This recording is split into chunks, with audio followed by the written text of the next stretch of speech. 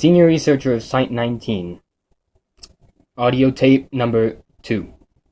This tape today will be discussing SCP item number 575. This creature is Keter class, but mostly due to difficulty to contain, though it's a Euclid in my book. But I digress.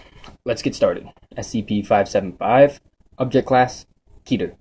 Special Containment Procedures.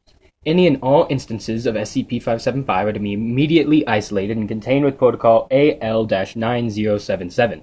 See Advanced Lighting and Emergency Containment Strategies Handbook. And transported to secure containment. Should an instance of SCP-575 exceed a safely containable size, Protocol AL-9O77-B is to be used to divide and isolate SCP-575 into smaller instances.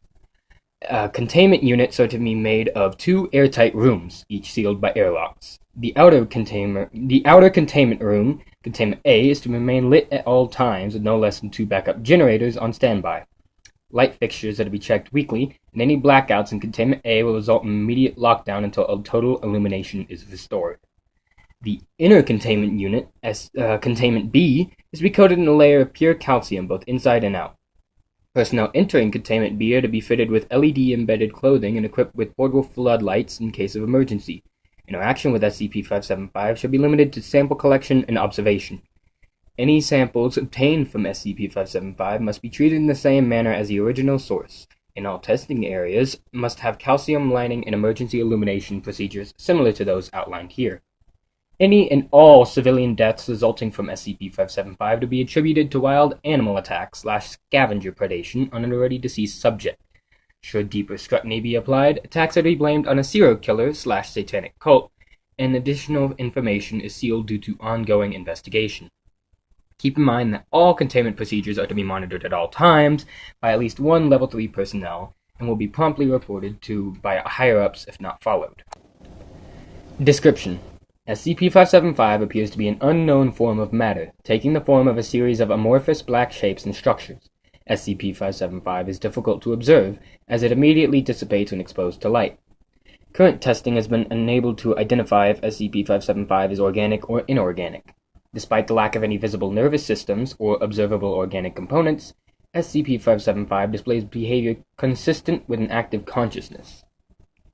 SCP-575 initially manifests in total darkness. How this occurs is unknown. However, tests have shown a variable mass of SCP-575 forming when data expunged variable, along with time frame.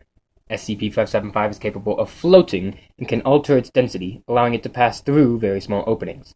SCP-575 prefers dark, isolated locations in which to settle after its initial formation, and will remain there until it reaches critical mass at data expunged.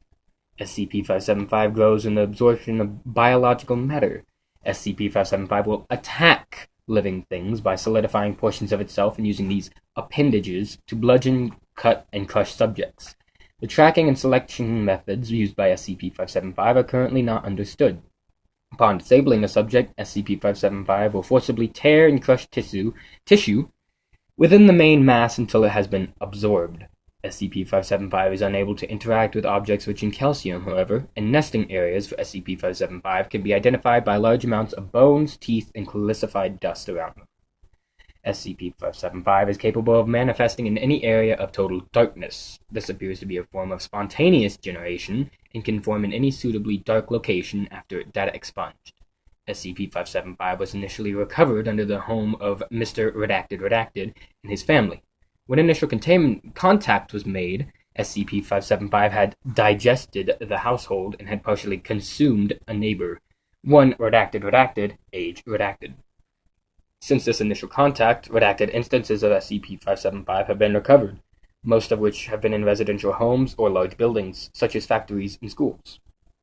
The cause for this preference is unknown. However, it's suggested that the building behaviors of man simply provide a more suitable nesting areas, or that SCP-575 somehow needs a nearby human's presence. Both these theories are under investigation. A personal note here, but these are not, I repeat, not to be used for pranks or jokes. These are very dangerous creatures and can cause a level 2 containment breach. These SCPs are slow, but very effective at attacking prey. So if you hear an alarm sound, don't try and be cool. Just find the nearest guard, flashlight, or night vision goggles, and find the thing. Anyways, that's the report to you new or future researchers. Use it wisely.